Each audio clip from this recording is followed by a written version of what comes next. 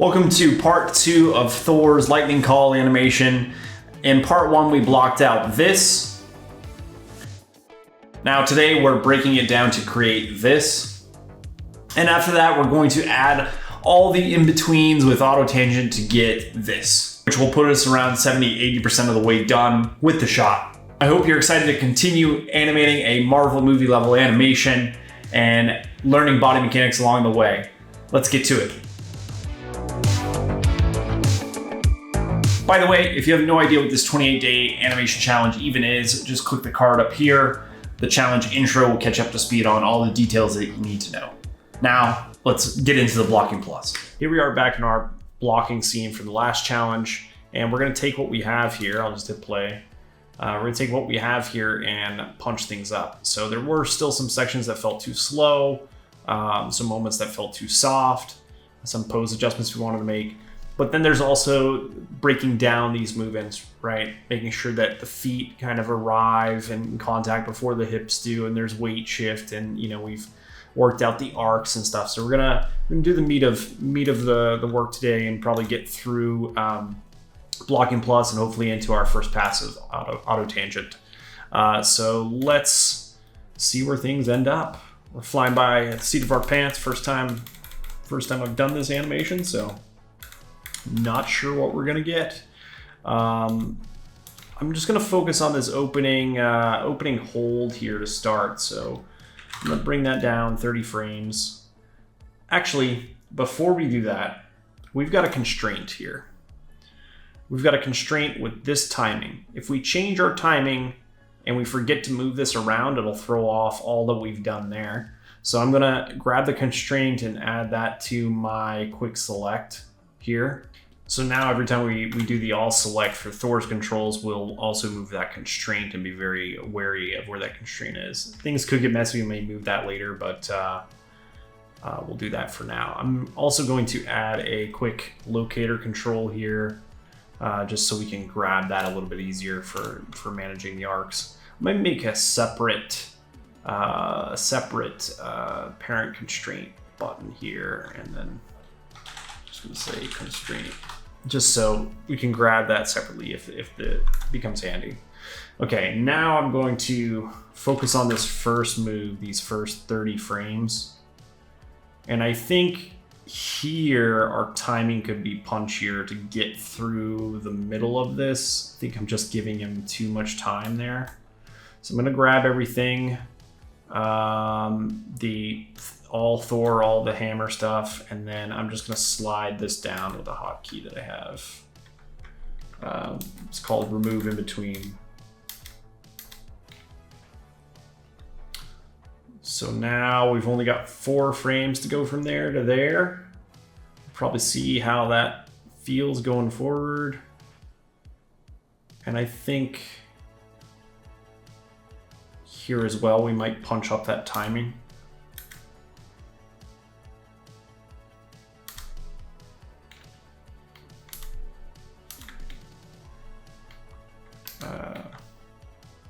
Just trying to give us some extra frames there.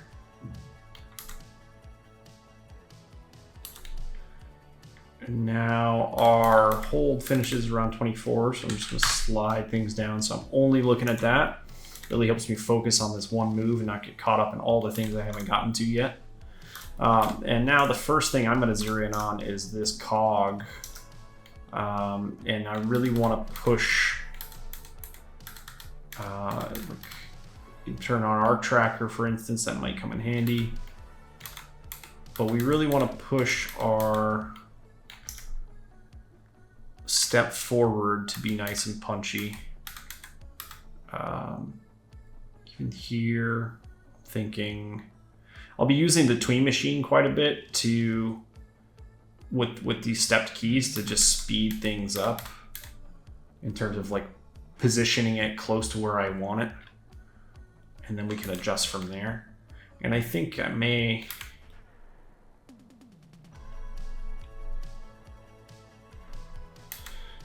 I'll in terms of the up and down here,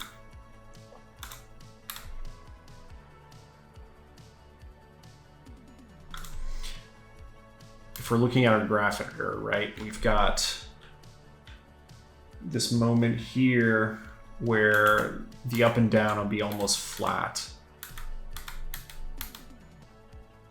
Maybe I want to have him go up a little bit higher. No, here for this move, I want him to really feel like he just keeps coming forward, just kind of keeps lifting up, reaching out. And then he's going to catch it, and that's going to throw him back. So for other moves, we might do that where we hit an extreme in the middles, and then that way this becomes like an ease out, a very subtle ease out. I might push this down some, and then here I'm going to, just in the translate Y only, I'm going to favor this high point so we have some weight.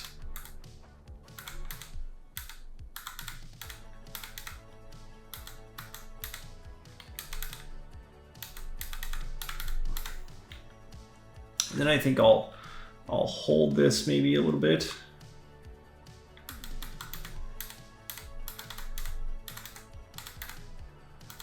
Okay. And so here we're going to be just barely leaving, and then we're going to, actually I want him to back up a little bit. Let's see if we get in here, we can start creating a bit of an arc here. Subtle stuff, but this is what makes the difference, like in terms of animations being smoother. And then here I will tween this to keep him coming forward.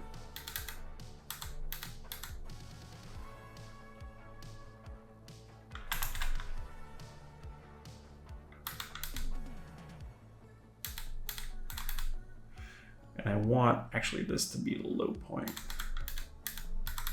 Now we get a bit of an arc in there. Have that coming forward. So sometimes I'm working graphic editor, sometimes I'm working visually here, since it's really handy to just kind of experiment. And then here we're popping up rather quickly. Do that a little faster.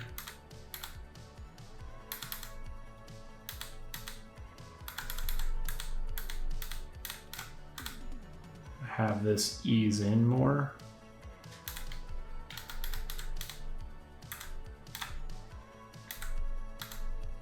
You can see that we're changing this stuff on the cog, and then the hand is all bent now. So that's going to happen, right? That's why we're starting with the cog. We want to work out this stuff on the cog and not start with something like the arm, because otherwise we'll be working on the same problem twice, where we fix the arm and then we change the cog and then we go back and fix the arm. And then weight shift wise, this is going to be my translate X. You got to remember he's stepping over this leg to step forward. If I look in my reference,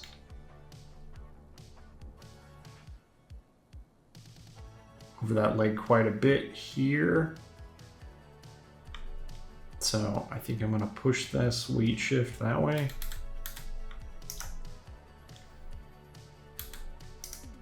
There. And I think I could start it back here.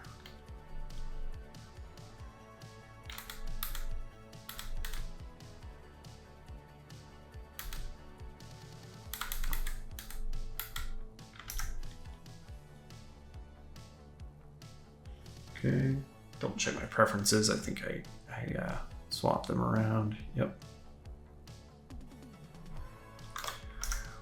You remember too in the last challenge that we did a preview of the auto tangent.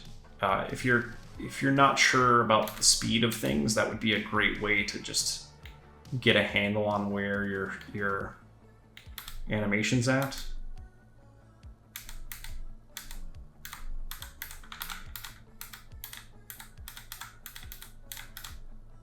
In terms of that, how long your holds are, right? Just put it in auto tangent, take a preview, and then put it back in stacked.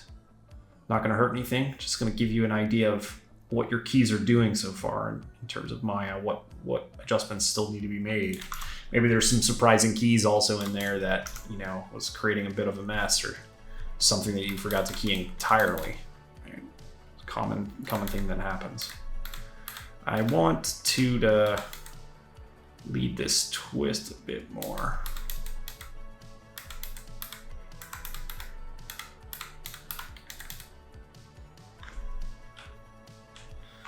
What I'll do is just favor, actually go with the chest, go back a bit.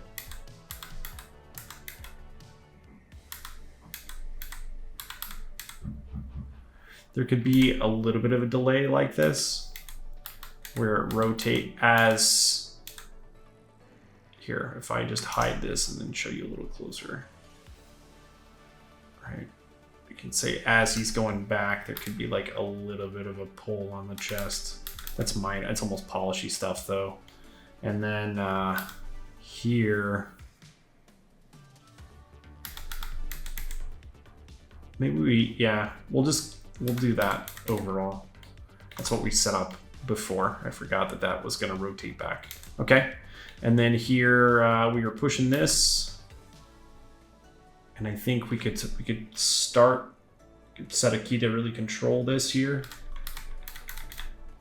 It's probably gonna be important.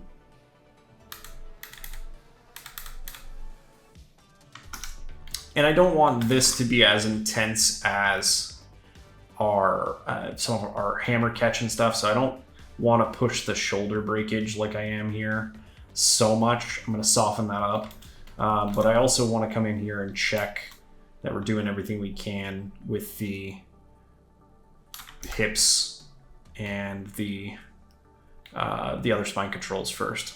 So if I pull open the cog, translate X, we've got that weight shift.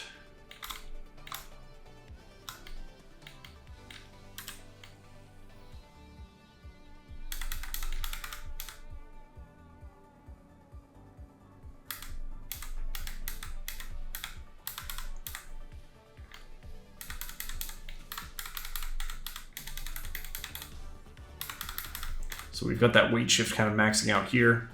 And then if I grab the hip controller and we go down to say the rotate Z, should be the rotate Z, we can put that tilt on just the hip here, which we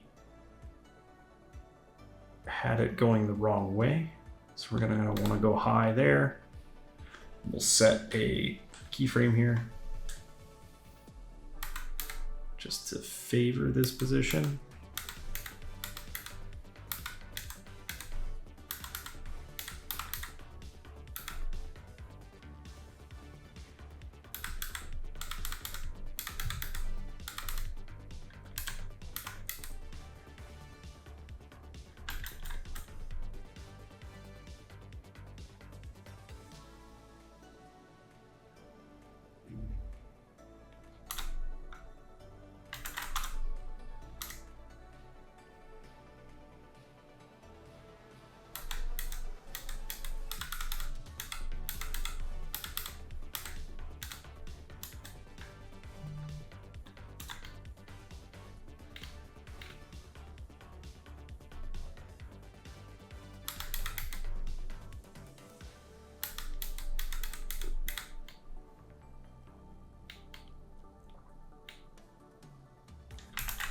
That checks out.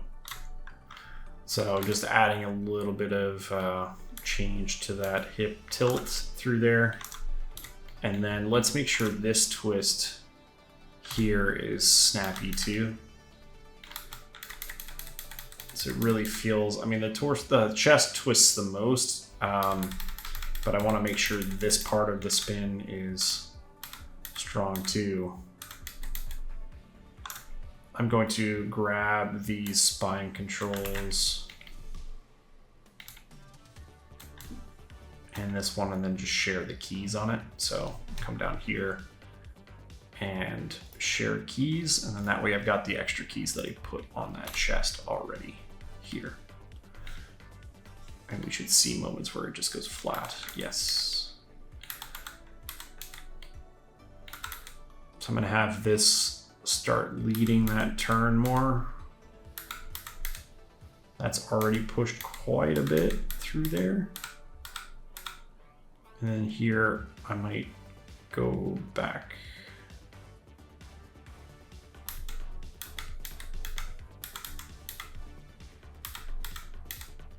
Let's see how that feels.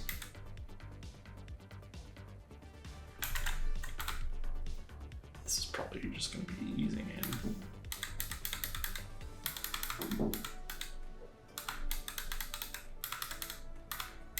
Or I'm going to try easing it out.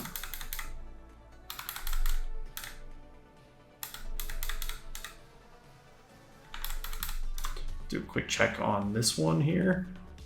Some middle spine control, which usually just needs to do the right thing. Get that pretty close to where we are here. And then this, I'm gonna start that twist a little bit earlier. So it ramps up. Like if we auto tangent this, you'll see how these dots connect into a curve. Pretty sharp change right there.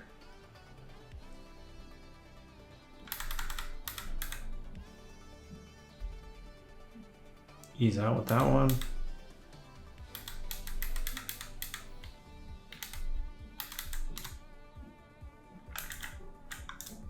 Maybe I can get this, check this tilt really quick here. Yeah, it's pushing pretty good. This is pulling back.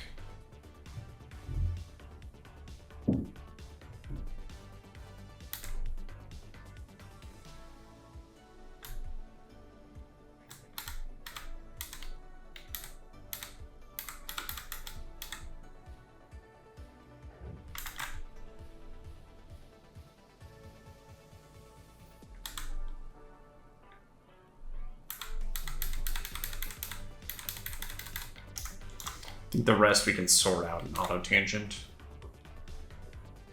I want that step.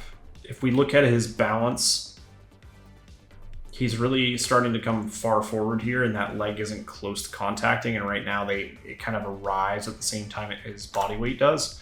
So I want this foot to arrive earlier. I'm gonna copy, we'll try frame 10.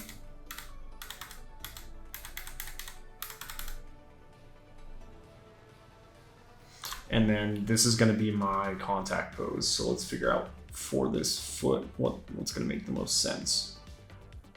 So we got that, and then I'd say in 2 frames, foot's going to be down. Hopefully we don't have to adjust our timing too much here, because when we start adding all these extra keys on the feet, it could get messy. But you know, it's still workable that way. Just be conscious of what you're doing.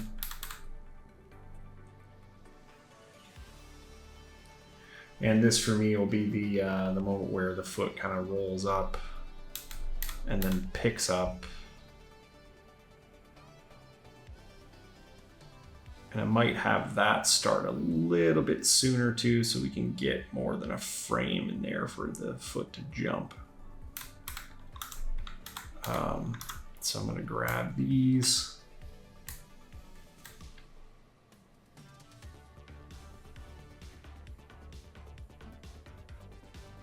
Just start that movement, and then here I'll tween this forward, lift it up a bit, drag the foot a bit.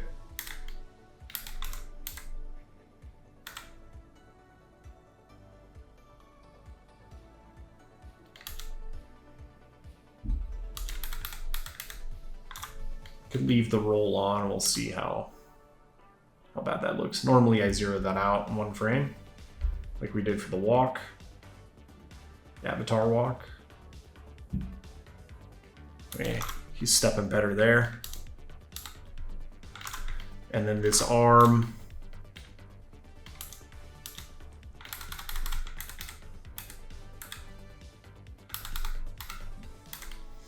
I mentioned not pushing the breakdown that much. Let's check our arc on this locator here.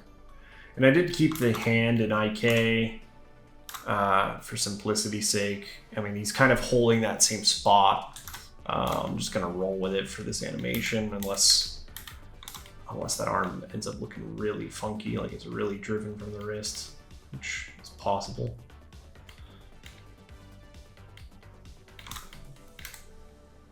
But I think it's good for kind of holding it in position here. It might get too wiggly otherwise.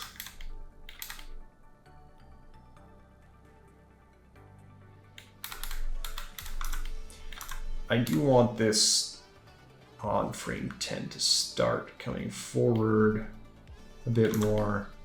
And that means our locator will be coming forward a bit more too. And we can have a breakdown here. We got to check this from camera view, I think. Kind of want that wrist coming down. And here, this is an awkward position for that arm. Feels like that wrist is opening up too quickly. And like I didn't want it leading like this. I would rather it.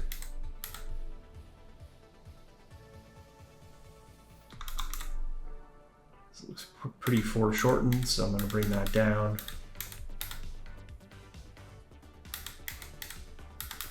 Looking at that arc there. And then here we'll tween this coming up. We'll probably adjust that because the body isn't moving right now. Let me, I think I'll try just tweening everything there.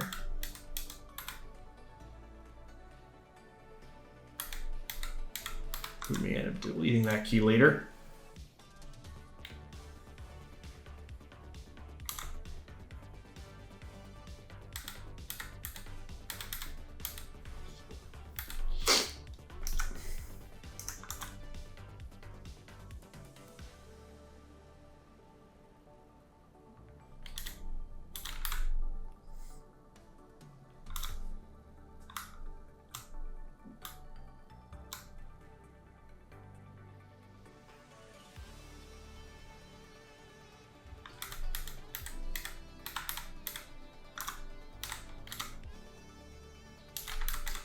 Boom, and then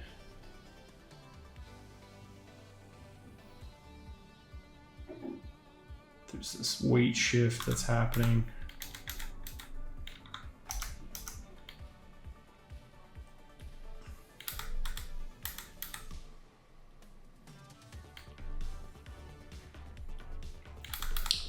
I like to check this top view to see how our arc is going overall. I think I want that hand to come in and then out. So I'm just gonna add a little bit of that here.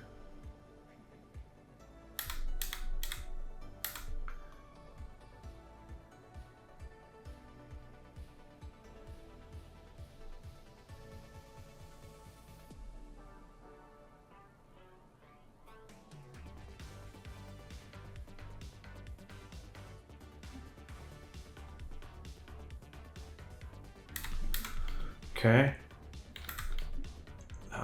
This also would be coming up.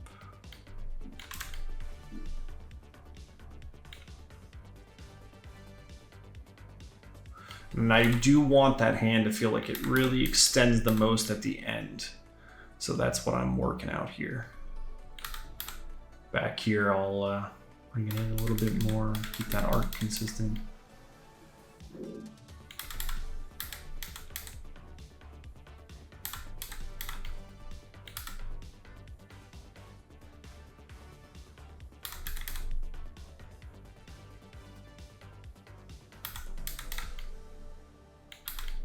Trying to keep that arm as straight as I can get it without it wiggling too much, and then this always feeling like this is the most stretch.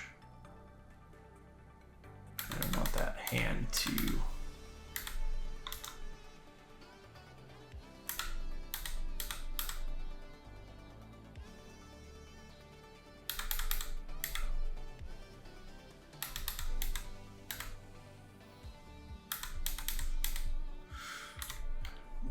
wrist is broken there. Maybe that feels all right. At speed.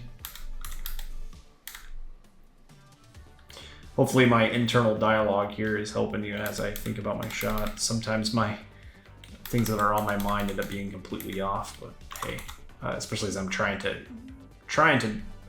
just say everything that's on my mind at the moment.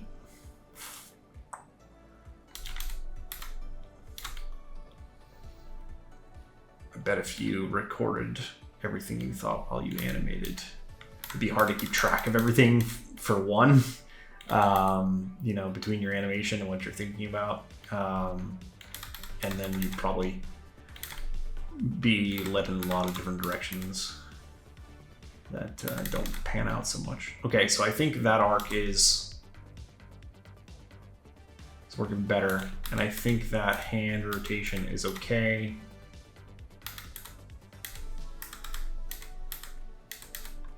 I'd like the fingers to open up a little bit more there, though.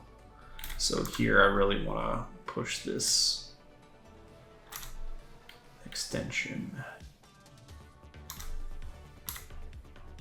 Use these guys maybe to stretch that hand out.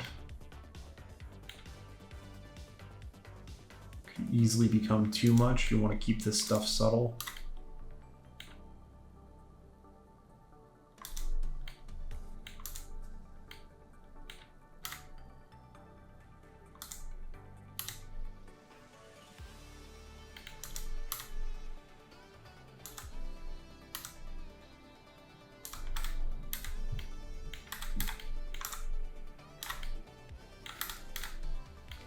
See if we can pick up any of that in the reference. My hand stays pretty locked, but I think in terms of my pose, I think my thumb ends up opening up more than I posed it initially. So that should give us a little bit of change at the end. We just get it for one frame right now, so it doesn't read so well. And the breakdown, I think we can hold it. We're opening it up early in our reference, but I may delay it to kind of shoot the fingers out to exaggerate that. Either way, we either open it earlier or keep it closed longer and then open them up here at the end. And I think it will favor that more too in terms of the fingers. Just grab all of this stuff here, deselect the rest of the rig, and then where's our other pose? 17 can be pretty close with that, and then we'll actually read it, and we'll kind of hold on that, right? Only other thing I think I really want to mess with here is the other arm. Just work out that arc in there, so that comes up smoothly and isn't too distracting. But I think that's working pretty well. Let's check our camera view.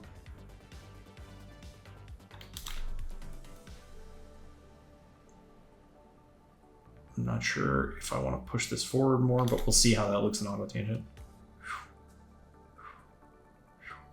Step feels a lot more snappy. So does his reach out. I think that's working better. So we're almost done with that pose. We're just gonna work on the other arm. It seems like it drops down a lot. I don't know if I want to keep that or if I want to stay up here. Because I like that the arm kind of comes up a bit.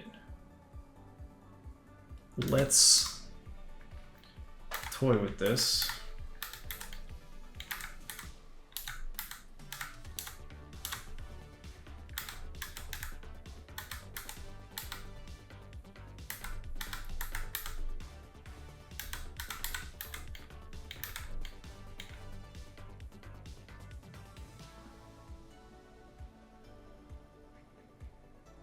So I think we're gonna try and keep that arm down, and then maybe we'll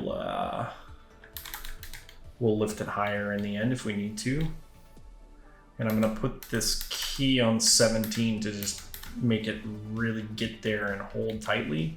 Because I don't want this arm to be I don't want this arm to be rotating a lot while he's holding this pose. I want it to be very simple.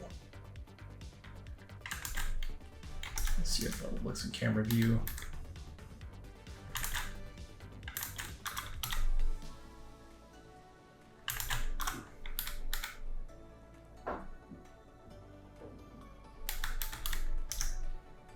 Okay. And I think here you can have the arm come forward a bit, and then it comes into position here. Or maybe, do I want to reverse that?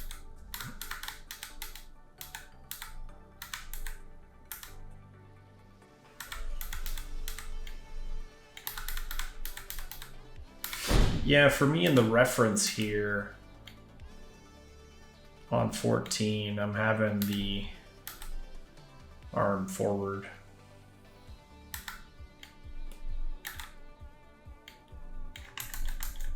But 14 is, in terms of our poses, in a different position. So I think it's more back here on 12 where this arm is forward. So it comes forward, and then it comes back, and it comes up.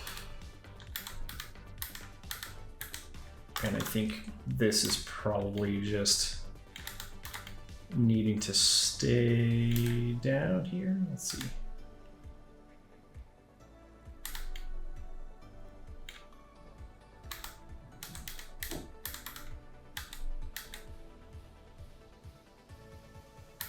Okay, I am going to push this arm up a little bit so we have somewhere to go.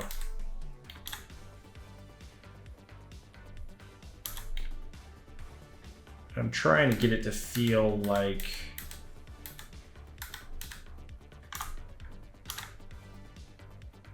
this is not this frame, but this frame. Like that arm is kind of coming in and pulling an arc, like it's kind of grazing the stomach here area here.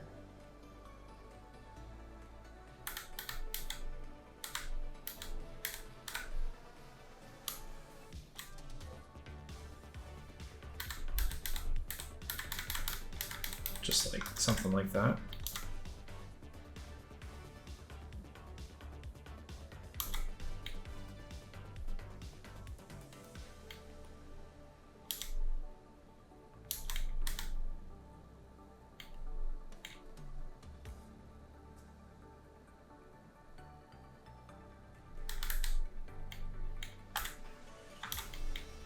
And here, I'm not gonna have the arm go back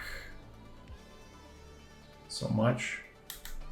We're just gonna come up and straight into that.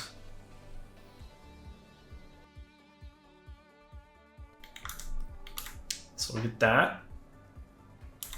It's a little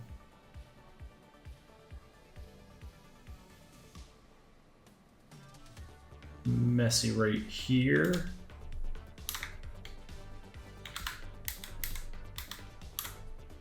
This is dictating a lot of what's going on with that arm.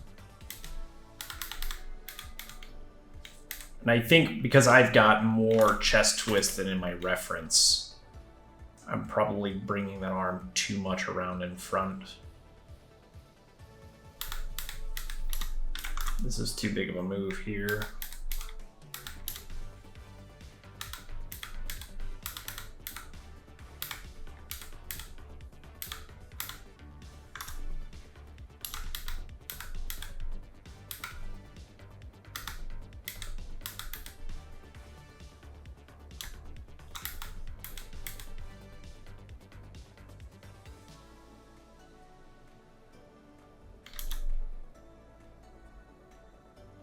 All right, so I think that's got our opening move looking a lot better, a lot more tightened down. Actually, there's one more thing that I do want to adjust, and that would be the neck and the head.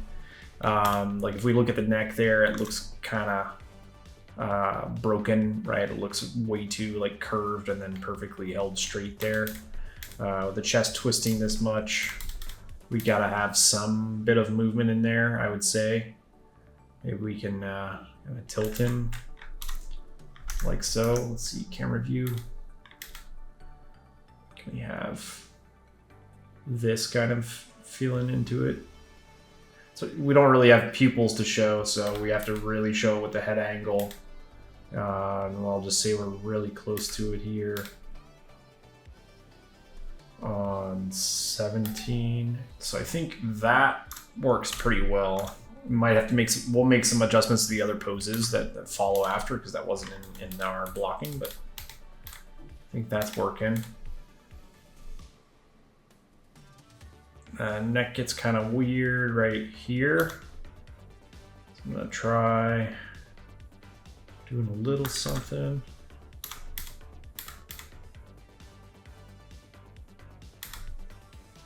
On this pose.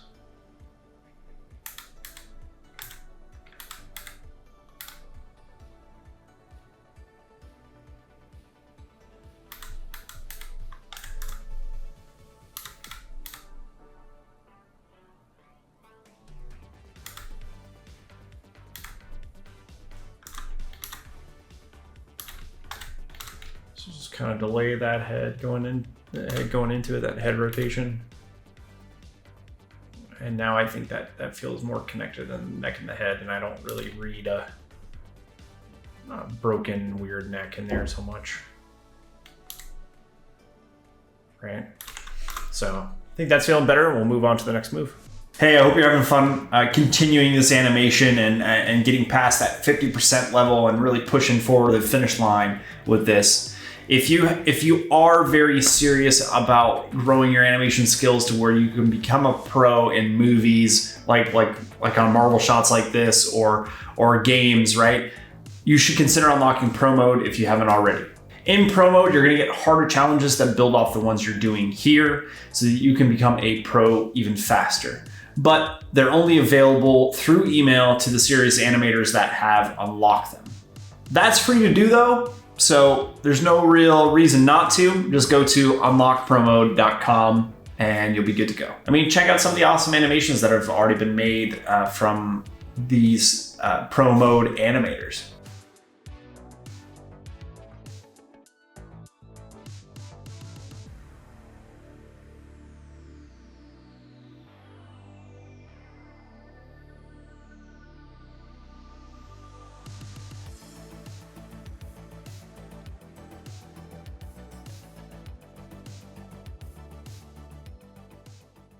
So with this first move sorted, we're gonna go to the second move, which will be catching that hammer.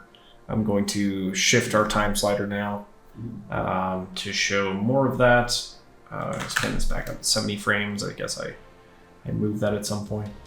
And let's find that position. So we know we kind of ended our hold here at 24, and we're catching the hammer here. Holding. Let me select Thor. We'll see those keyframes. And so here where we've caught the hammer and then you start going up. So I'm just gonna go to frame 39 here. Retype that.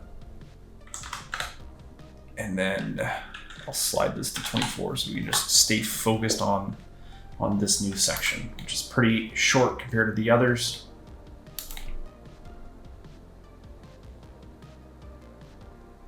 And we'll work this catch out. So there's a little bit of the parenting thing going on here, and then there's this pose and hold.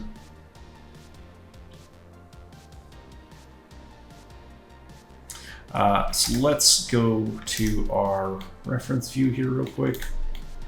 So first off, I'm not really over the moon about this pose. Looking back on it, I feel like a lot of it with this arm is showing that weakness. Like I think we could show like that L shape with the arm here. So I think I'm gonna make an adjustment there real quick, just to the pose itself. And I think I'll bring it up a bit. And like if I show you the reference here, where I catch it, you know, this shape of my arm is really strong compared to the old one, where this is down, right? So I think anything I could do to kind of lift this arm up, bring this elbow down, really push that, is going to help us. I would also say too that the wrist is going to be a bit different here. You can have it kind of like that, you know, and holding the hammer, something more like that. And you know, I can get more precise with the fingers kind of wrapping around here and the hand moving as it's catching this.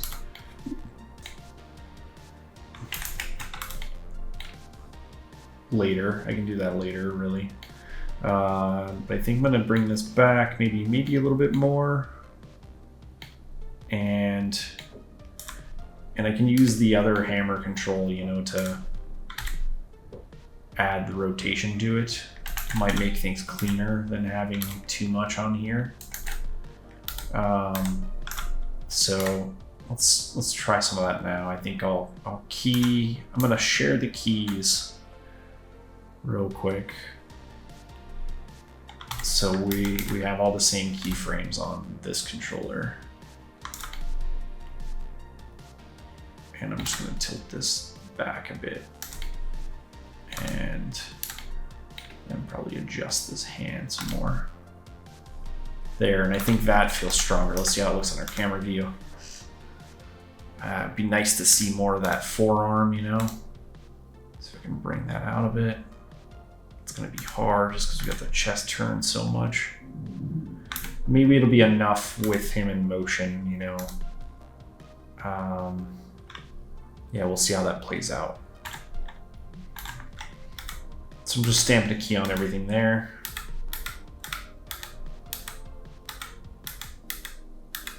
And then I'm gonna grab the hammer and the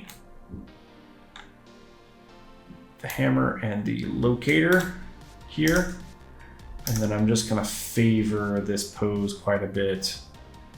I'll have it be exactly the same, and then I'll favor it just to get us close to where we want to be. And it looks like those fingers are in between, and when I have them closed already, I will quick select all these fingers. I should probably just make a separate hotkey for these. Oops. Turn the poly select off. And I'll just deselect those. Make sure I didn't do anything else. And then we're gonna go fingers. I'll add the others later, the other fingers, and just add that there. So I've got this, and then I can copy this.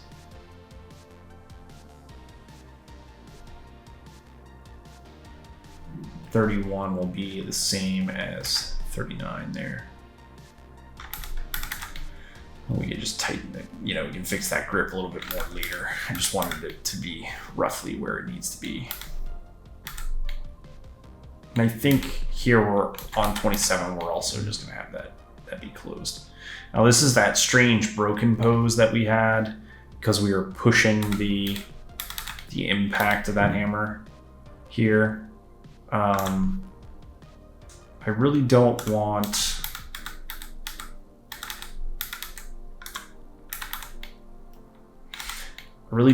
this hand to get drifty for these couple of frames here. I don't want it to slowly start coming back. So I'm going to add a key on that locator there. I'm gonna do the same for Thor. Actually, I'm just gonna key his whole body there and have, maybe I can get a slight ease out, some little move there. We just need the slightest bit of movement with the cog and the hips, as if he's still maybe reaching out, reaching forward.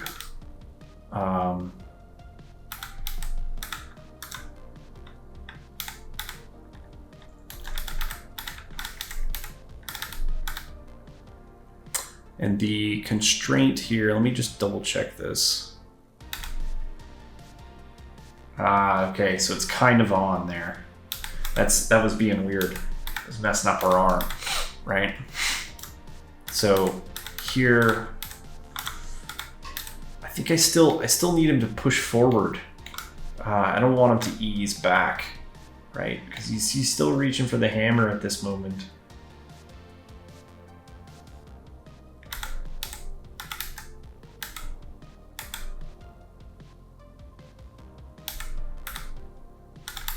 And I really think this can be 1 frame for that impact. So anyway, I want him to be going forward here. I don't want that hip coming back yet. He needs to be reaching. He's gonna tilt just a tiny bit more. We can get more granular with the graph editor on this. We'll probably be even more able to feel this out in auto tangent. I think I need to add a little bit more twist there and maybe take some away from here so that this is working together.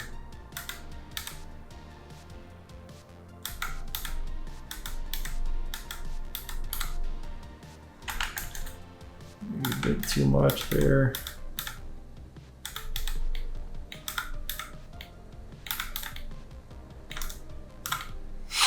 And then let's push this out more. Track that arc.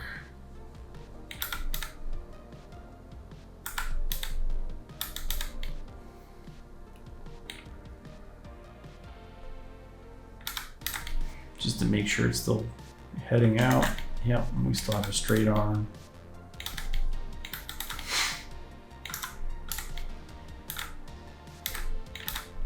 And then we want this hammer to feel like it really pulls him back here. So it'd be nice if the hammer then gets to this position quicker.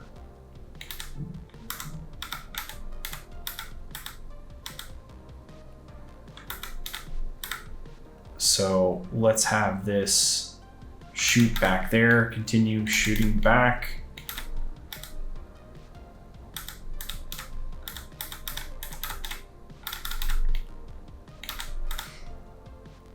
That arc tracker. It's okay that things look busted. I'm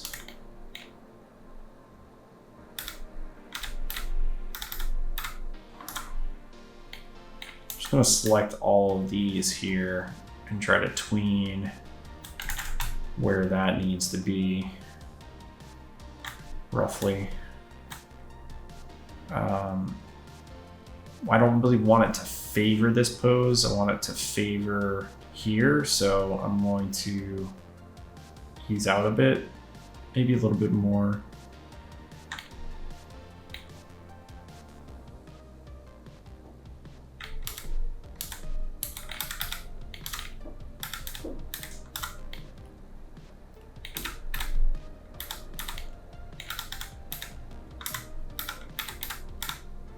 I feel like there should be more weight shift here.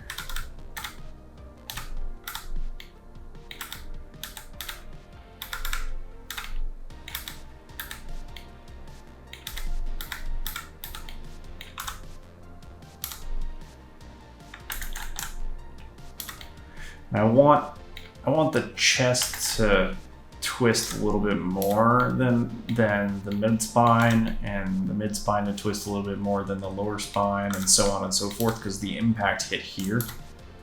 So I'm trying to add that breakup really quickly.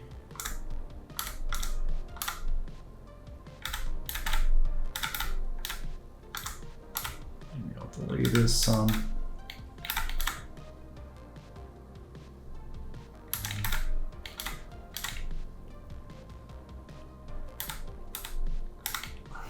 And then after this initial hit, this cog needs to hurry up and get to this position here. So we need to get there fast.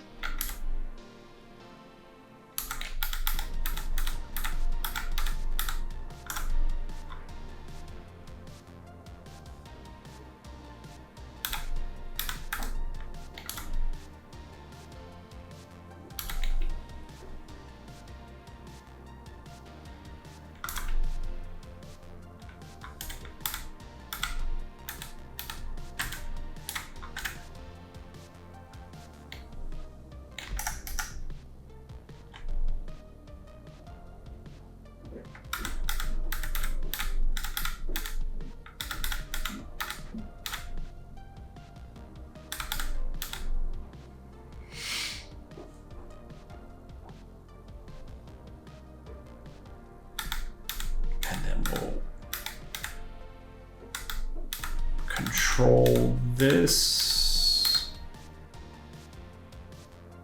so this pose doesn't just jump right here.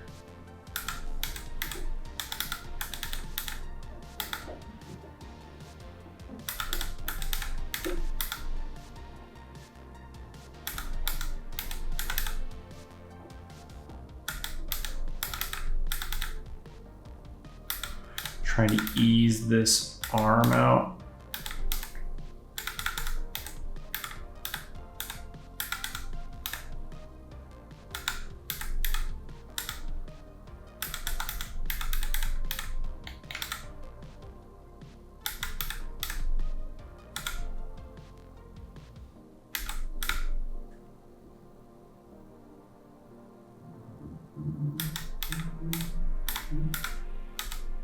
And this hammer,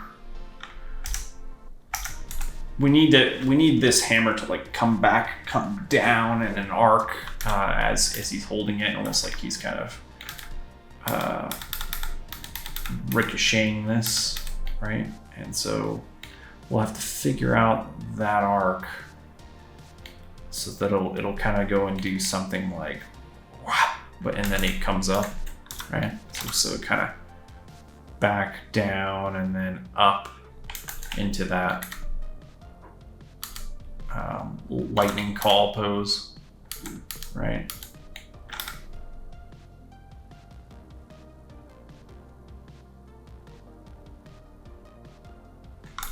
I think I'll delay the head.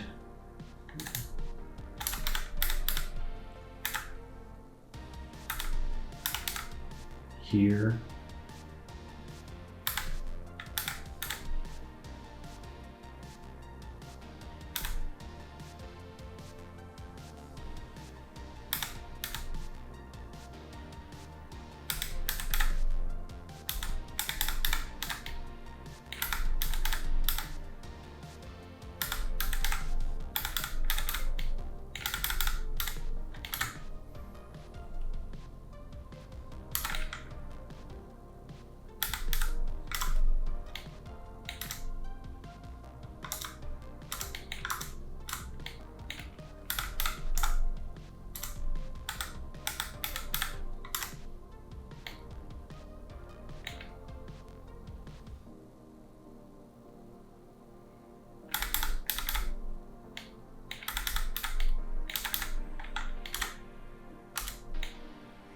And then let's see what that arc is like.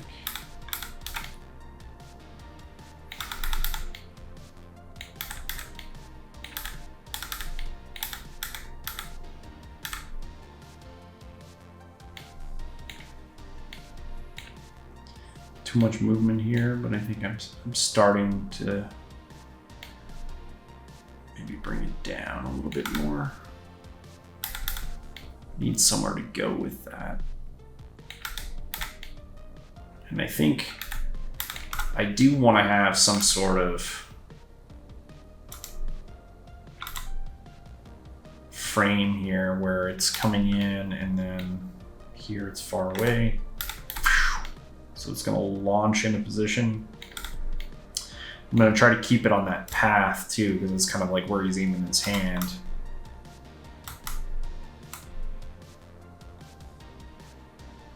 Oops. You stamp a key on everything there, and then here, shoots in. I'm not sure, is that going to show up in camera? Not yet. So we'll maybe push that a little bit more. And then we can play around with some stretch, I think, on this. I can do that. Let's see. What would be stretching would be the opposite side because it's accelerating towards him. So let me find what controller would help us stretch that. I mean, I can stretch the staff a bit for sure. Can we do the whole hammer head? Do I need to use all of these? Maybe you can get curvature in there, which is cool. That would be polishy stuff for the arc.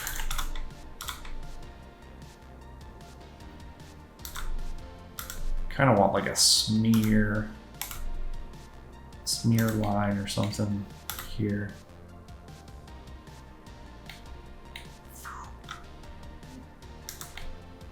Right.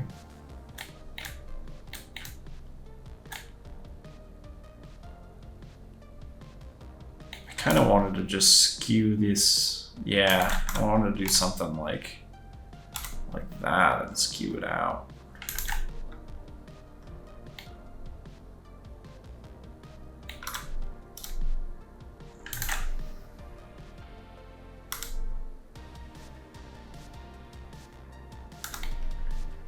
So I get this like big shape.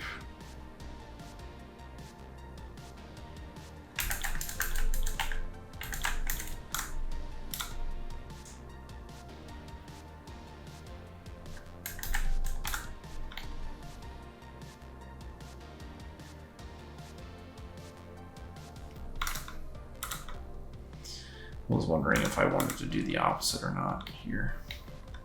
Let me share all the keys from the main controller. Share it on all of them. So we're on the same page there. And then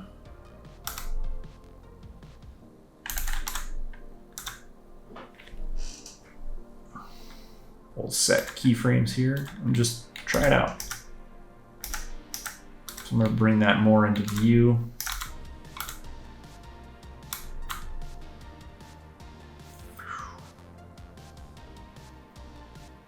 This is that weird camera situation where the hammer is actually past him, but it doesn't look like it until we do that.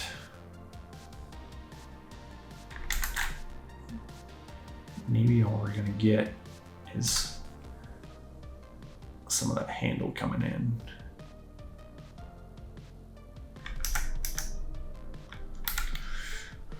And then I'm going to reset all this to 0,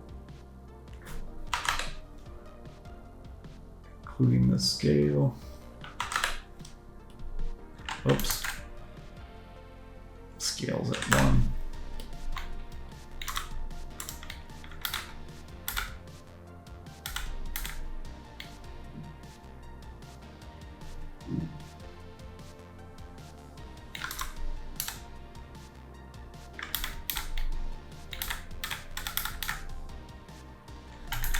I'll give this a bit more time to come back.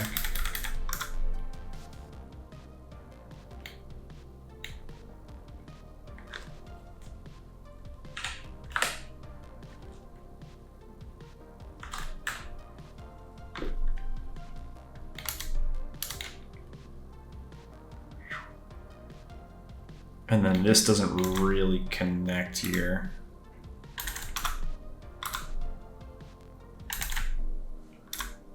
Just grab all those and I'll bring it back to the normal state here and then tweak it a little bit from there to kind of make that blend between these two frames.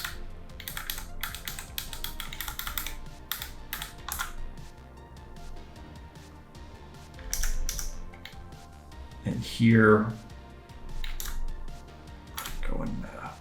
first I'm going to adjust this wrist really quickly because I think we're going to have it kind of catch like that.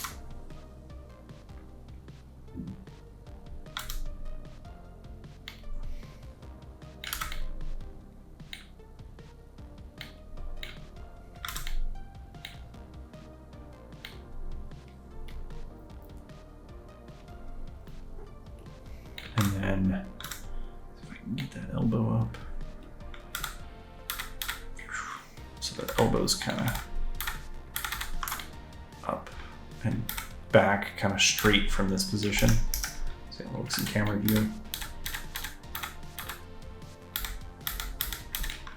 That wrist just takes too long there.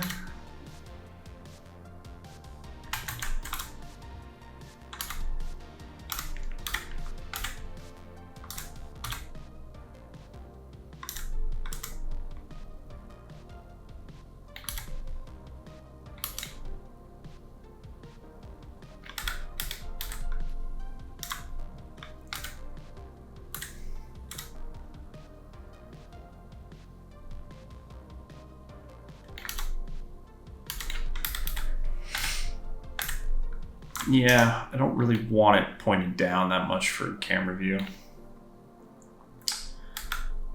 Let's copy all that stuff over. Yeah, I guess we have to make this rotation kind of work, right? It's caught it like this, so otherwise it looks weird in camera. And that's what I'll do.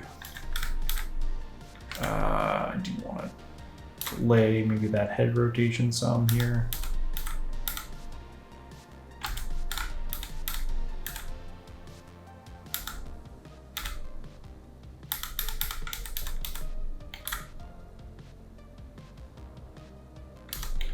I'm still not thrilled about not being able to see the other arm so much. I don't know that I want this one all the way over in the way. I think I'll just have it go here. This is a tricky situation to get everything to read that we want it to read in this pose from this camera view.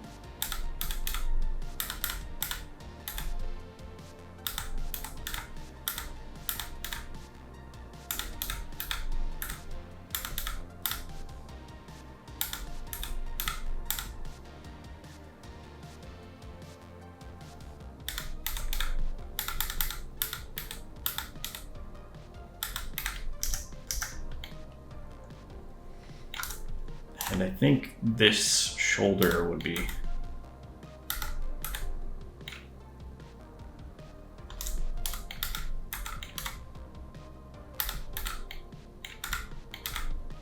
this would not take off yet. And then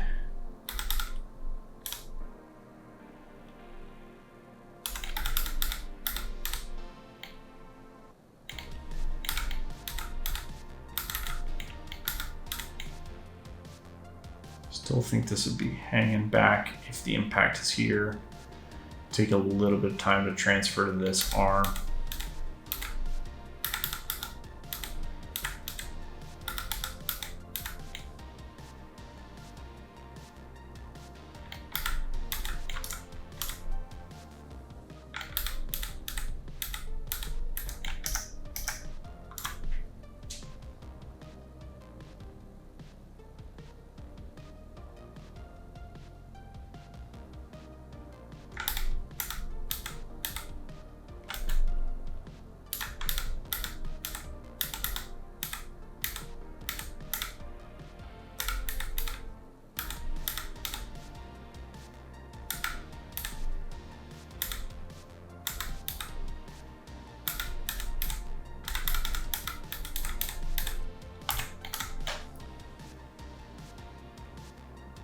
Not perfect, but I think that arm's better.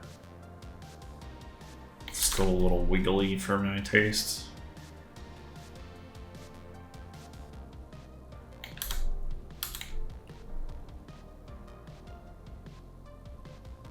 It's really this connection here. Too much.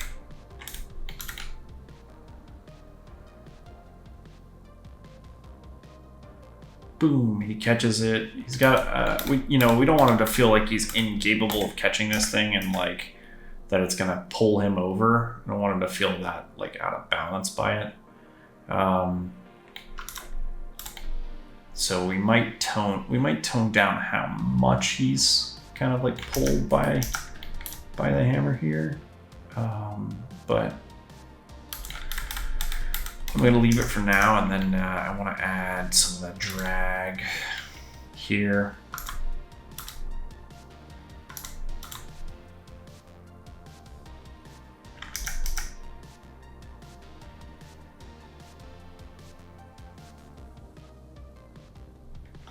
Yeah, I want to do the opposite of like...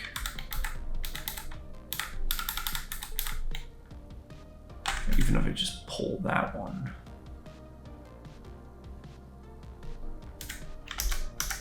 That's what we see.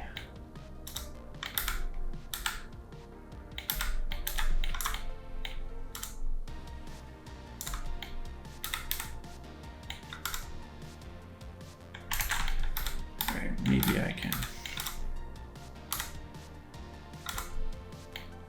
Something like this.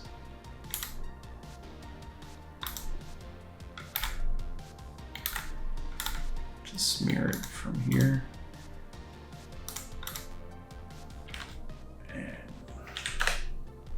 let's again just kind of tone that down there.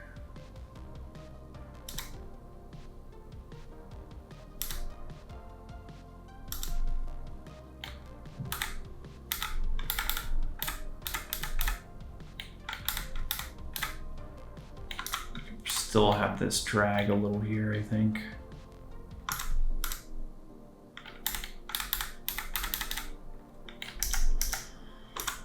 Let's see how it plays out in camera view. And then if we see the beginning till now, how does that play? Feels a bit slow. I think maybe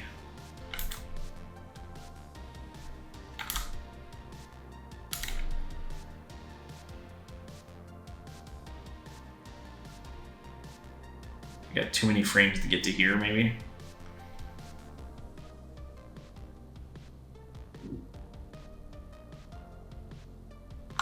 Arm just doesn't travel a whole lot.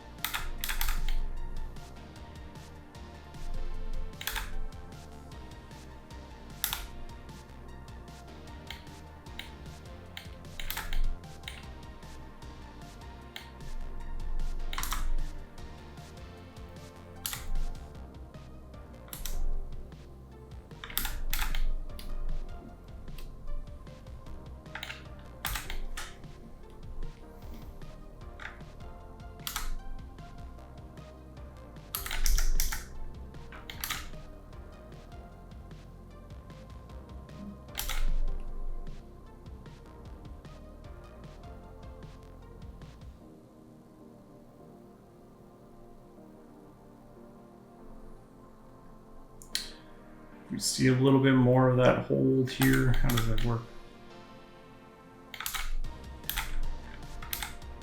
I wonder why it's keeping these keys here, like all messed up. Copy that down. So animation timing has already changed quite a bit to be only 68 frames, I believe. Well, let me expand it out and make sure we're not missing anything. Yeah, no, it's just 68 frames. That's good.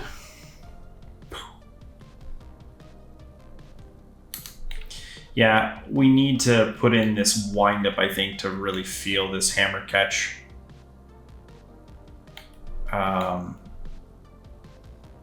This leg is strained too. We can't forget to like come back and tweak that a bit. I think we can add like a little bit of a twist to the side of that leg. But anyway, yeah, I want more impact on that hammer catch. Still feels just too soft to me, so might punch up our timing. We're gonna see how it plays out when we add that bit here where this arm kind of goes down and back. You know, like I was saying, it's gonna go and then up into the air. So that's kind of what I'm doing behind the scenes in the reference. Right here, there's a dip. My hips go down too as the hammer comes down. And then my body launches up before the hammer really gets up there, right?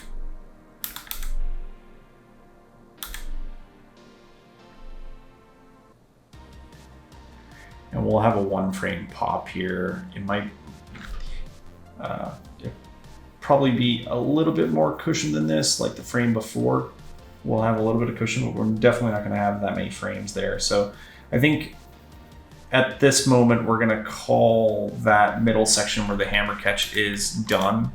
We've kind of keyed the important things. We've tweaked the pose to be better in terms of the strength of that arm. We do wish we could see it better, but it's working well enough at the moment. And we've also keyed out a lot of what the hammer needs to do and how that's gonna be a 1 frame catch right here. This looks really weird in camera view with his elbow. I was just noticing. It's like his elbow disappears. Maybe I keep this forward a bit. I'm just playing around with some cheats here. So it's not really like touching the hammer.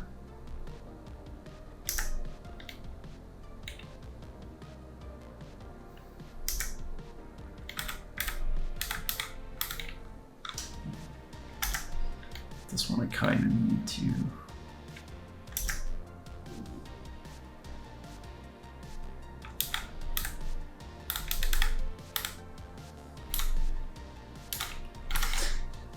That's pretty fast.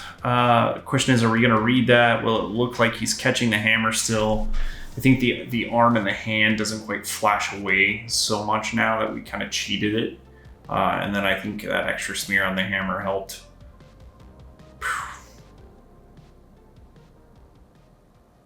Playing this back, I'm not a fan of this pose here. Like, the arm does blend nicer through here, but I think we are losing a little something. It looks weird, and yeah, I'm just not feeling it so much. And then this arm, this pose looks strange. I think I would rather push that timing there to skip into this pose a little bit snappier.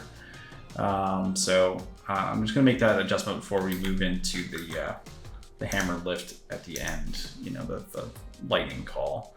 And I forgot that this hammer actually has on the V control, like one of the main controllers, you can turn on a smear option. So you can use an actual like rig for the smearing of like the motion blur kind of like effect. So what I would do is, you know, we could keep this, it's kind of working to have that. It's not terrible, but I think for now I'm just gonna zero that out to keep it simple. And so I'll select all that stuff, and I'm just gonna copy that over to frame 27. I'll delete that on 29 for now, and the same thing for 26, and then we'll probably add that smear for later. So I might turn the smear on. I'll come back to that. Maybe I'll even save that for polish or something. We'll see. So this pose, what I want to do, if I look from this view, right, I really just want, I think, a little bit more, make sure my poly select is off. I think I want just a little bit more twist here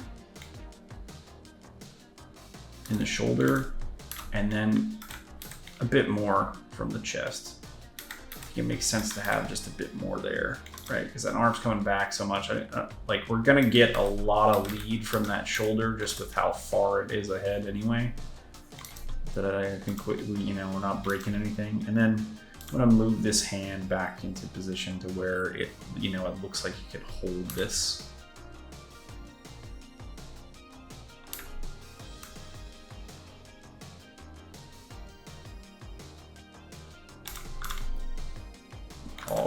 I will grab the fingers on 29 and just copy that to 27 so he's gripping it. And then we should be able to just move this hammer, the main hammer control, to get something that we like, hopefully. Could have it. Have it more forward. Maybe like this.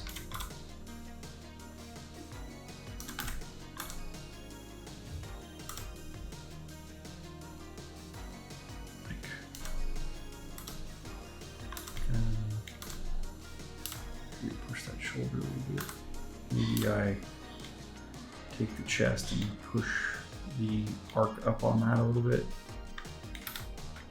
So he goes up as that's kind of hitting and pulling him back. And then I'm gonna push this more.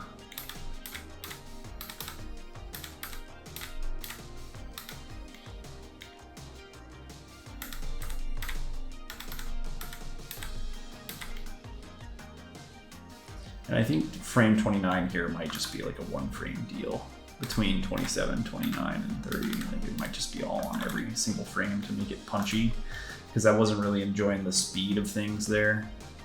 And then get this arm back into position here.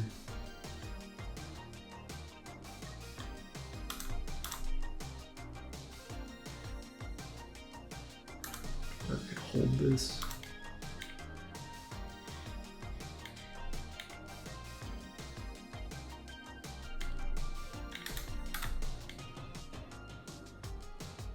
We have to have maybe a bit more twists. It'll be engaging this down, this mid part of the torso a little sooner.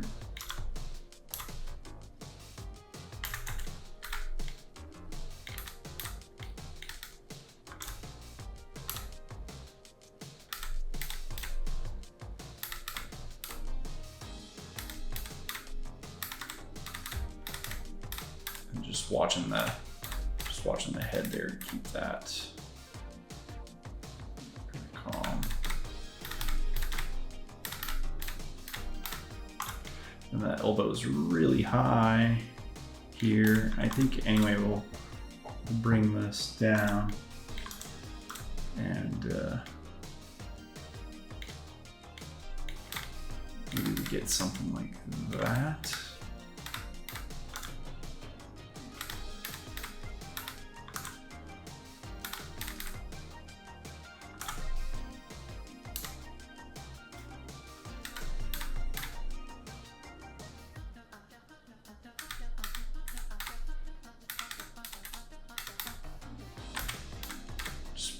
Making sure that hammer rotation doesn't stop completely.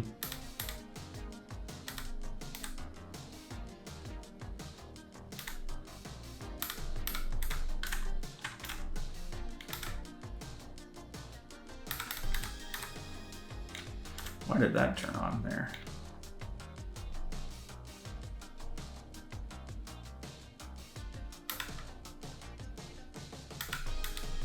Okay.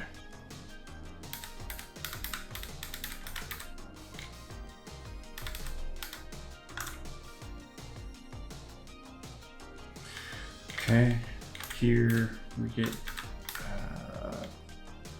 the hand gets kind of stuck.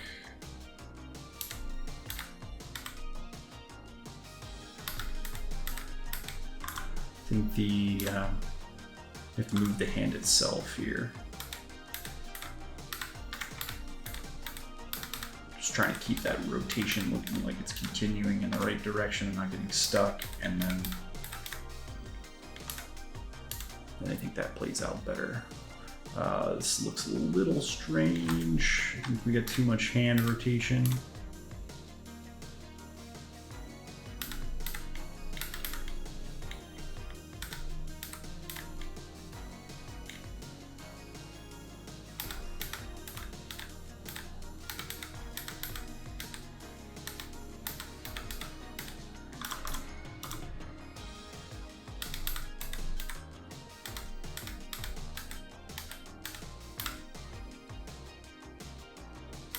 Checking the hammer arc here.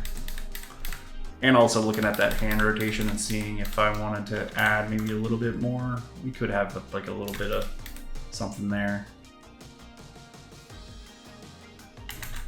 so that it's not stuck. Use gimbal mode to be a little bit more precise. And then this, I'm gonna kind of dial that back so it has some rotation to go.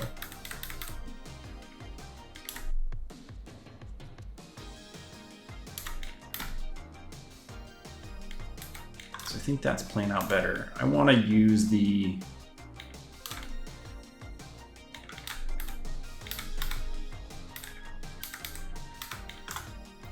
Should I use the main rotation of the hammer here? I don't know if that's going to move the hand too much when I do this. Between here and here. I don't think that breaks stuff.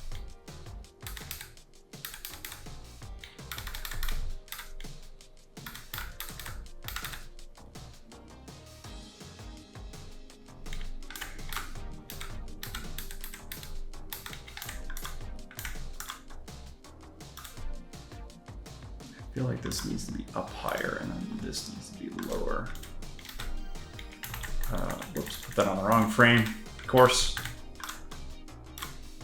Down, up a bit, and then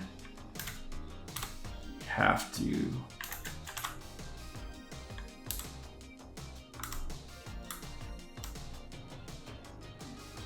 add a little bit of something there.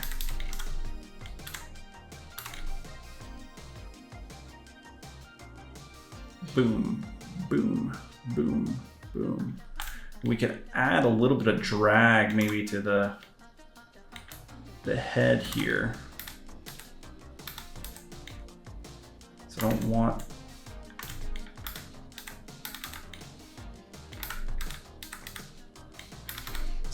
it to just immediately pop back, right? Because it's hitting his hand here. And that's where the power starts. If that hasn't been clear already, we've been talking about it nonstop, right? And here I can tweak the fingers and stuff to fit that a little bit better.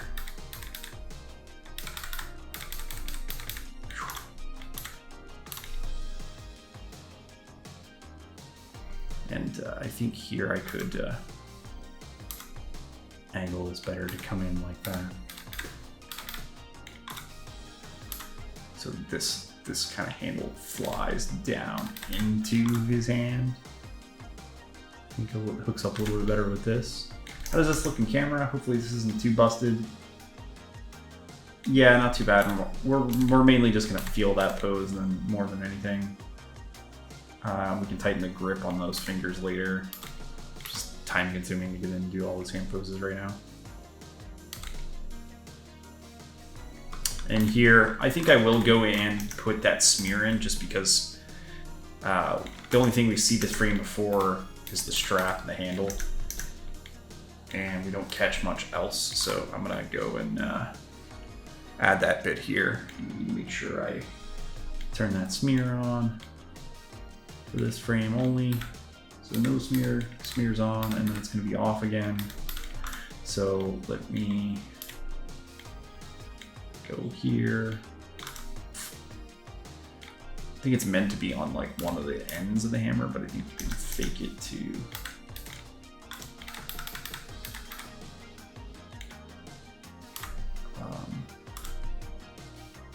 go like this.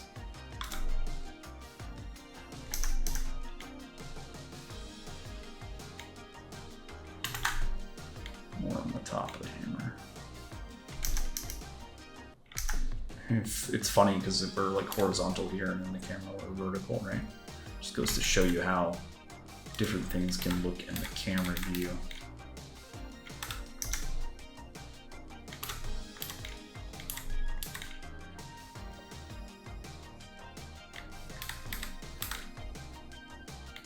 And then 29 here will have a little bit of that, so I'm going to turn that on again.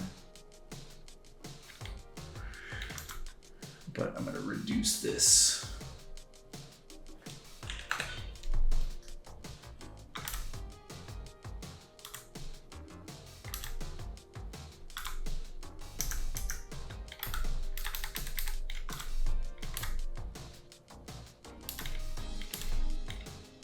Question is, does the hammer look too vertical now?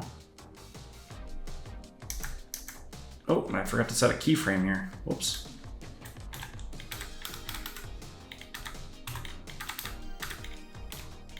New object, who dis? Now I'm just being silly. Okay, maybe I will try and do this way, maybe that's easier. And then here I'll shorten that. Or that is kind of shortened there.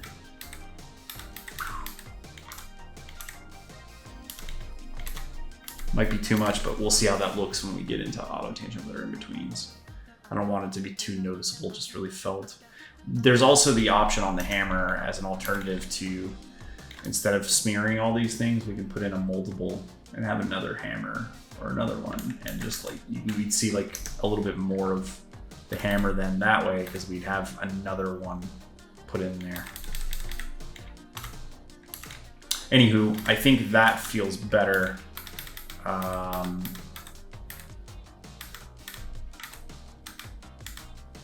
Maybe we cut frame 31 and bring 33 to there. Let's see how that feels.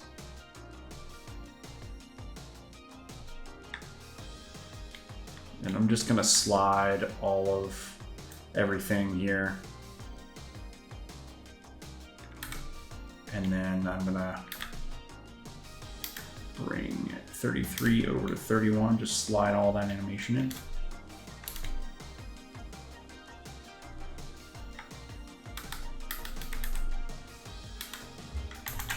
Hang on, let me back that up. The hammer wasn't keyed correctly here.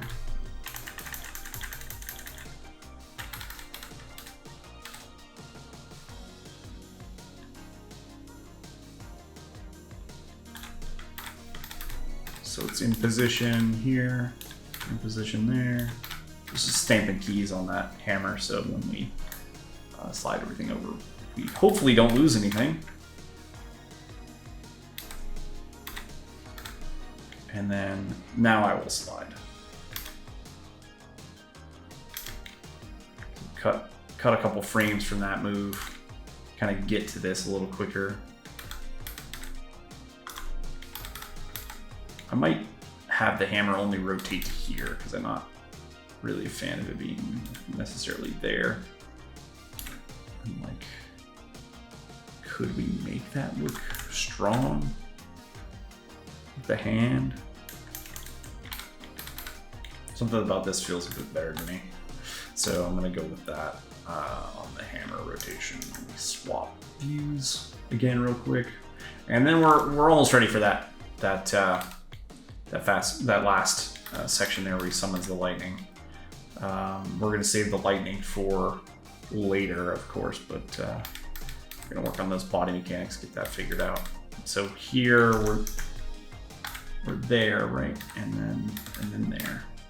I'm gonna stamp that key so that that's the max, and then here we're back still. Let me get that.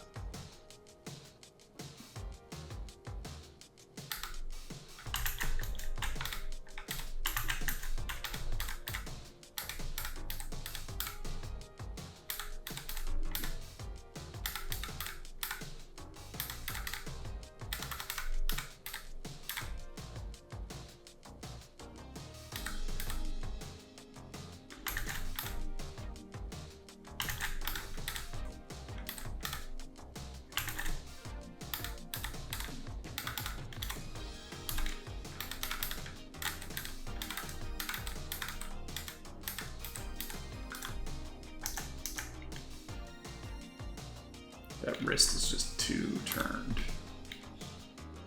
Oops.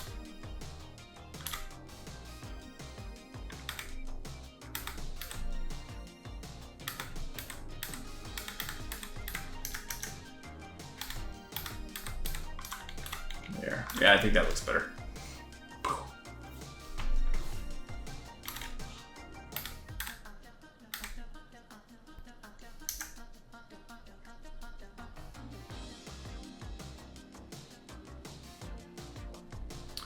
What's going on with the fingers there when that happened, but I'm gonna just copy.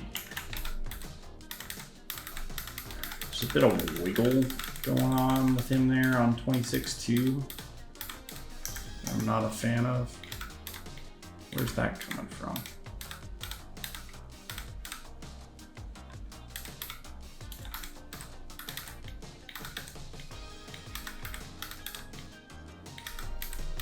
body's pushing down, but his arm doesn't move.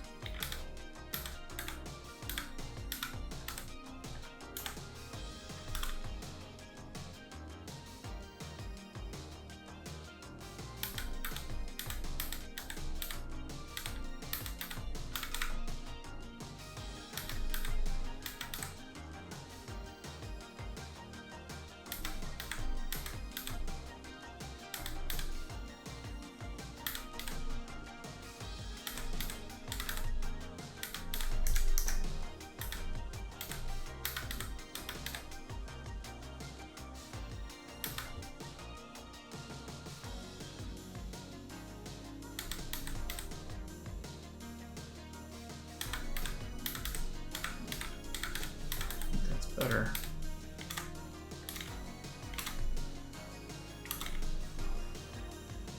Then, of course, in this one, we're going to work out a bit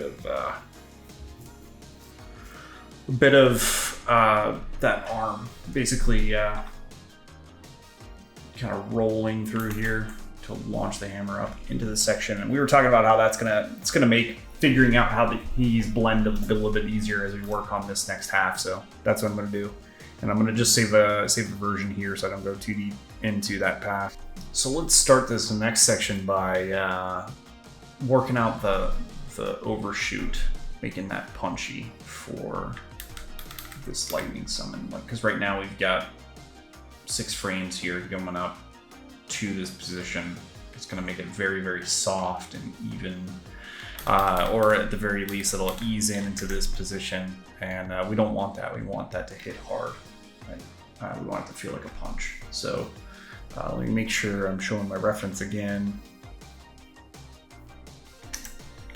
We can kind of see where that, hopefully where that happens. So, oh yeah, we changed our timing quite a bit from the reference.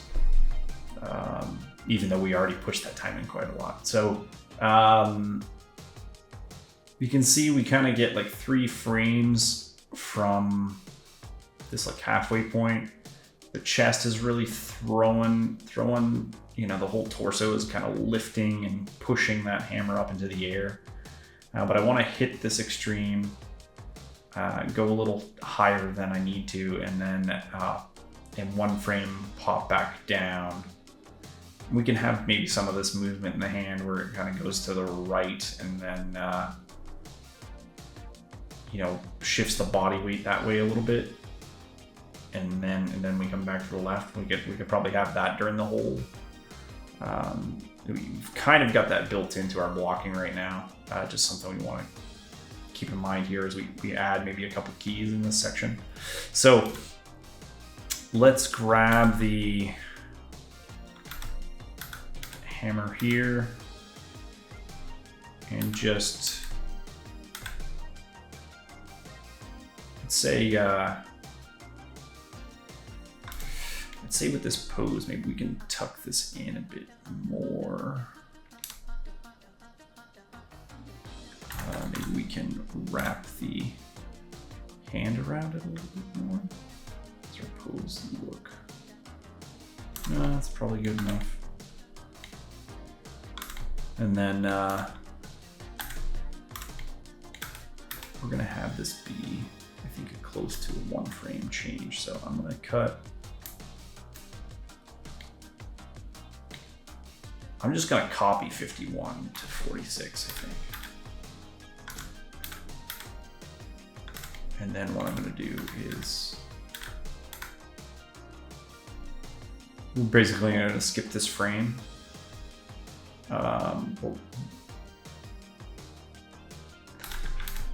What I'm gonna do here is just lift the hammer up higher. I'm gonna go and turn on with the hand the auto stretch here. Just say that it can stretch. I think that's what we want. There's some other tools in here, like we can lengthen his arm and shorten his arm, which may be helpful for the other pose where he's catching the hammer, like to see. But for now, we're just gonna work out that stretch here. Launch this up higher than it needs to go, and then we're gonna bring it back down pretty quickly build some normal length.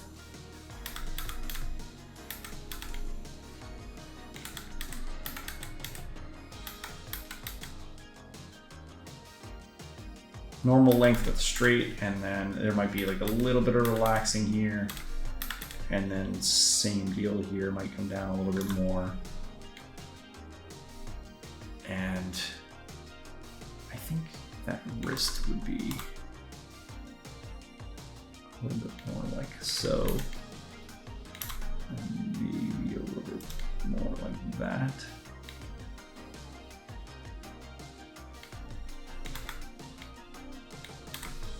Copy that position here.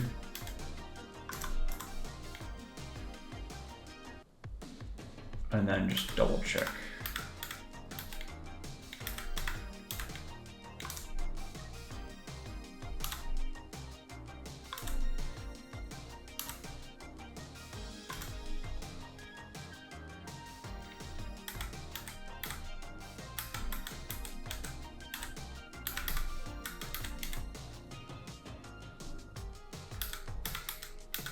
So we hit this high stretch point.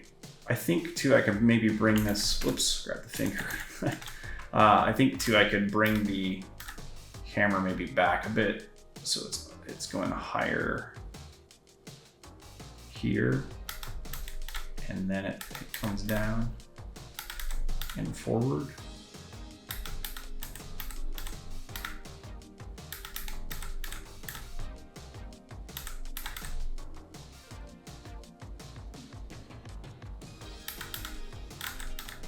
I think this is maybe getting a little too far forward.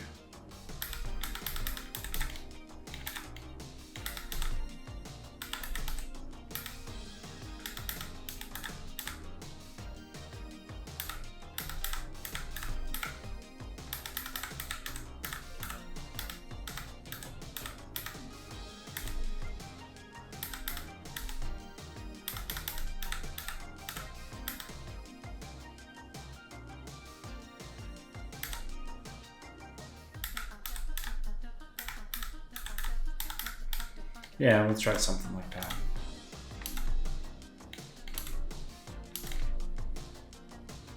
Then I think we'll get to this position maybe a little bit quicker. Mainly in the, well, first I'll just tween the whole thing. And then with the translate Y, I'm gonna favor the up position there.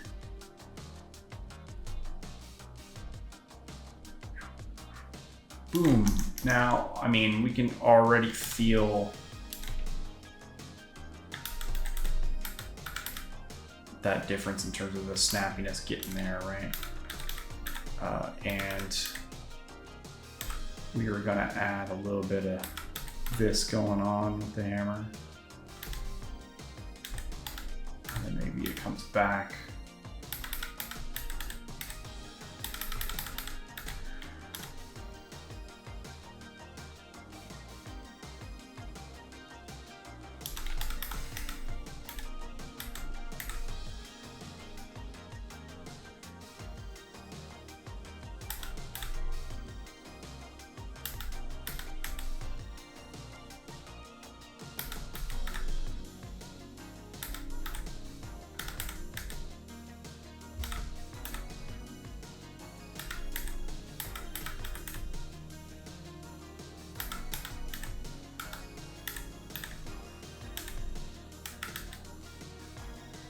I don't think I want it to come back up too much. I don't want that arm to get like too jiggly, poppy, you know, with the straight bends. It's probably just gonna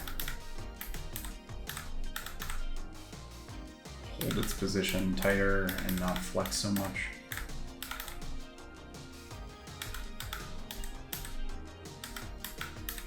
Actually, I can have this hammer start.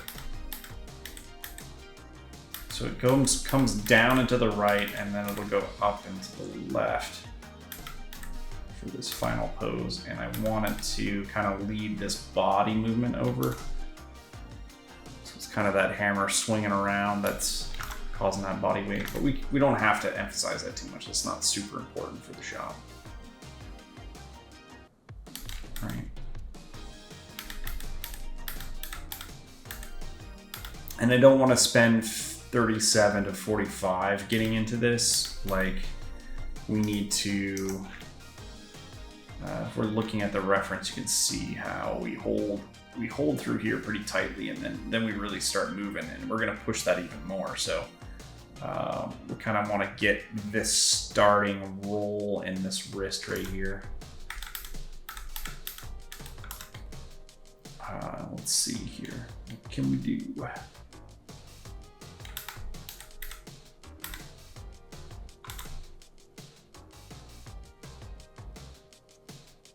Maybe we come in and we say, I'm just gonna tween all of this,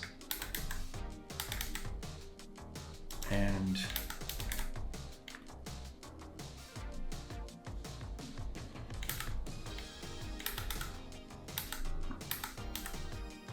maybe we have him sink lower over here so that we can really pop him up here.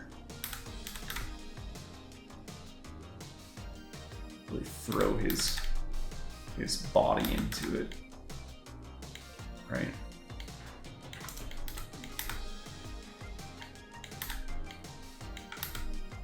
And then we will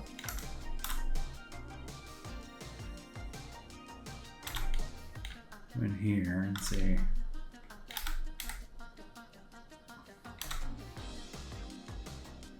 maybe this is starting to lift.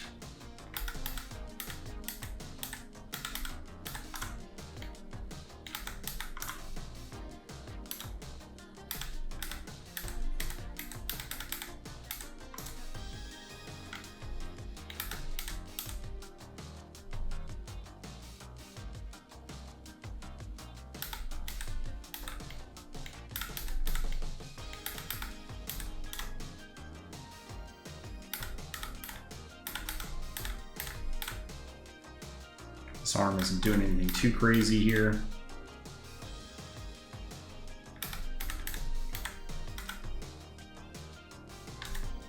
Shouldn't be anyway.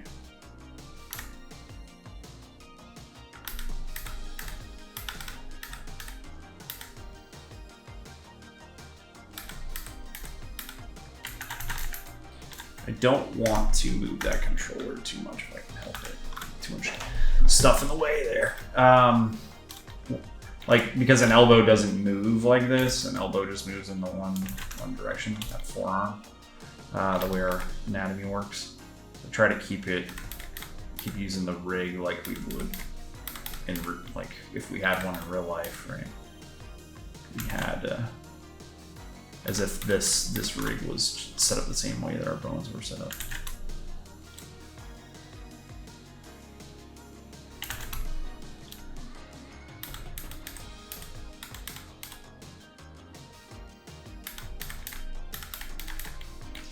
So that should calm that arm down a bit.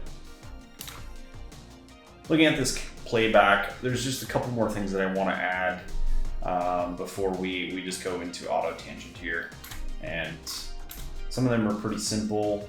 I think chief among them for me is I would like here as we hit this extreme overshoot the arm, I would like the body to do the same thing. So I'd like the body to shoot past where it needs to be.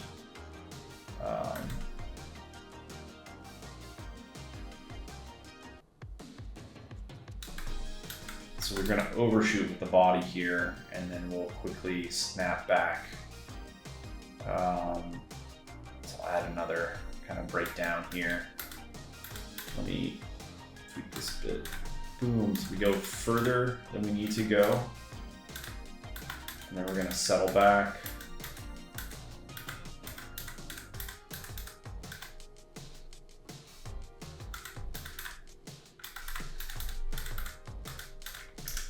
Let me go to this view here. I want to lean back to. And the idea here is just to create like impact into the body as well as the arm, so it all feels connected, right?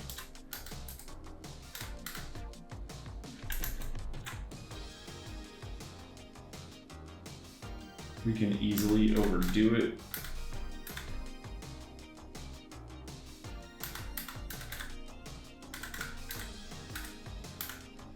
Especially on this bottom spine control.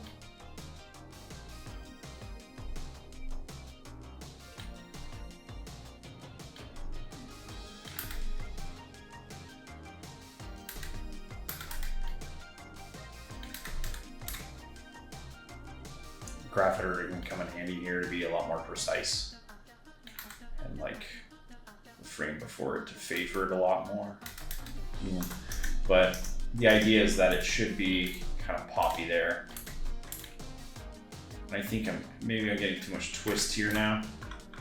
I'm just playing it back for my taste. I'd like a little bit more feeling in the tilt there, the rotate Z. So I'm gonna go here and check this rotation.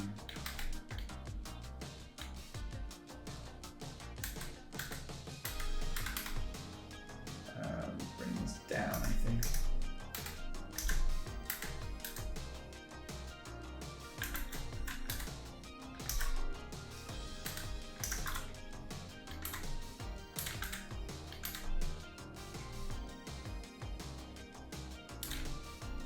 So that hits pretty hard at the moment.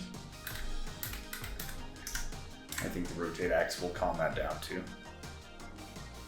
So here we'll dial that back in, and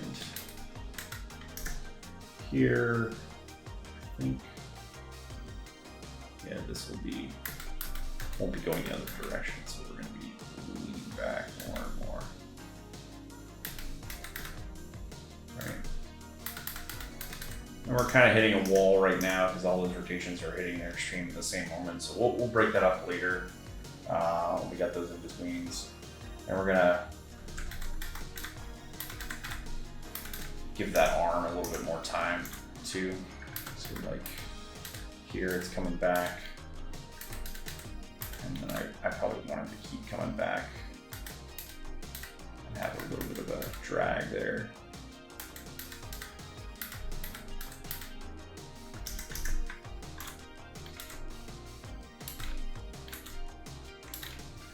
We could probably, with the cog, pop him up a little bit more here. I'm not really worried about the feet at the moment. So now we got a little bit more impact that we can feel in that moment as that hammer comes up right throughout the whole body. It is too linear for me at the moment. We're gonna fix that in auto tangent. You could fix it now if you want, just a preference thing. And then here at the end, there's this bit of extra rotation that we don't want to wait from frame 51 to 66 to have that just go evenly. So what I'll do here is I'll go to 55 and see about just easing in to that twist really quickly there. I may have, because the hammer is going to move this much. Let's see if we could do the same with a hammer. Not really a fan of like this arc we made yet anyway. But we could scoot that over.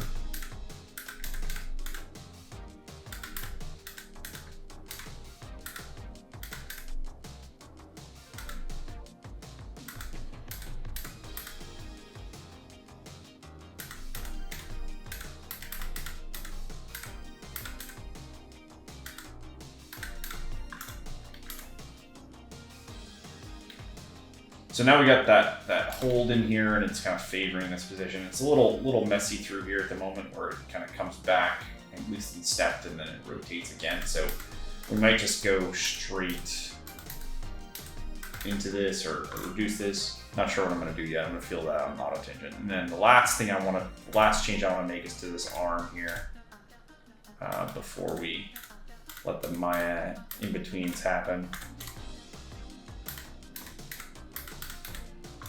So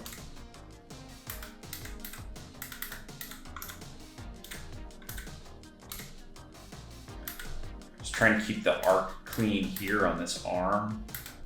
It was messy.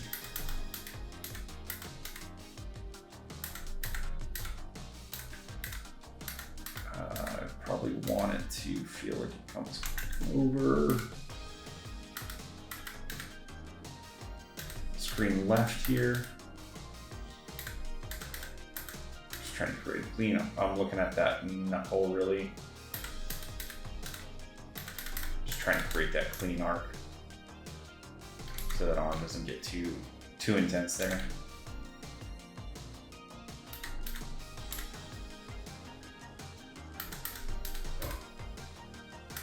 Again, looking at that knuckle here, you just want that spacing to be close through these frames.